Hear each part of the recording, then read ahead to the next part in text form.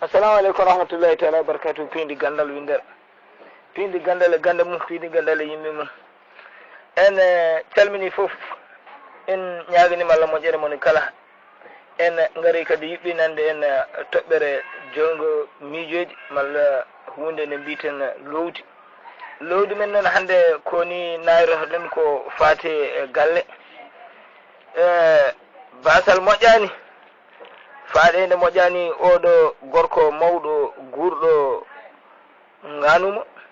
gurdam makko noon kono sifiri ko ɓesɗo fati barikalla mo jogui sukaɓe makko e joom suudu makko o ɓesni noon ko sukaɓe rewɓe. Allah waɗi kadi o wuuri koye lamorgo e ɓe goni kadi ni koye luwaye saaha foof tan wodat toɓe geggina Allah e ronkere e jomum ronka ko yooɓi hay galle ɓe eggine ɓe ɓooyi eggude noon ha Allah waɗi ñalawma goto ɓe geggina ɓe dañi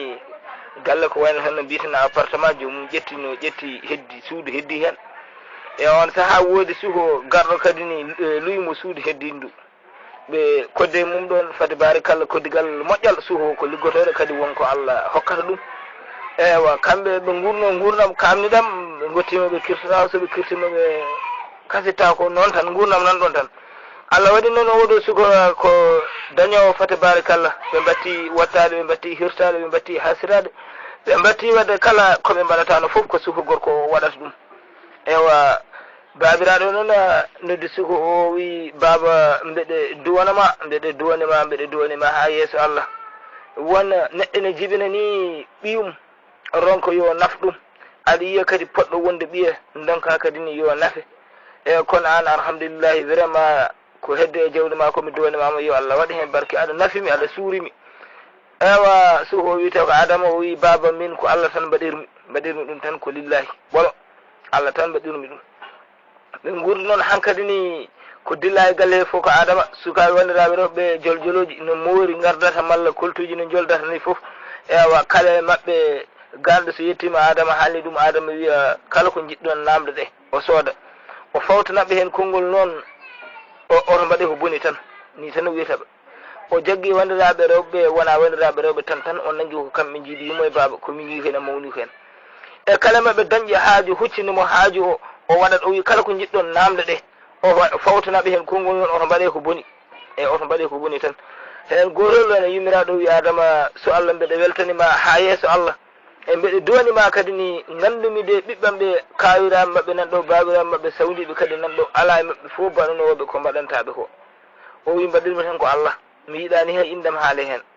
ɓe guurdi noon hankkadi ni ɓe mbi kala baɗowo mane manore arte adama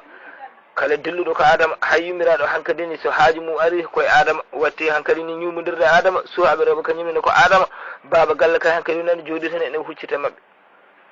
ewa e on saaha noon hankkadi ni juuti sukaɓe rewɓe kadi fati barikalla comci adama suudu adama tan kamɓe guppata pop. ewa kadi ni adama kala koɓe cuhli ene waɗanaɓe meeɗa noon haalde ɓeɓe ko boni malla wadde mabɓe ko boni te ene wiya ɓoto mbaɗe ko boni. mawɗo o noon mataw ɗum hankkadi ni muusi ɗum aɗa andi saɗa jooɗi e galle ma kala kene waɗe ko ha kaari ara kiram hankkadi nanguimo. adama no saahaji ne yaltana woppa ɗon mawɗo kadi ne yaltana woppa ɗon adama. hen gotol mawɗo ari tawtuɗon adama tan o wi adama o wi aɗa ko jimmi o wi lubraham gallo ni tan adama wi eyo bisimillah. adama woni haɓɓude bagage muɗum e on saaha noon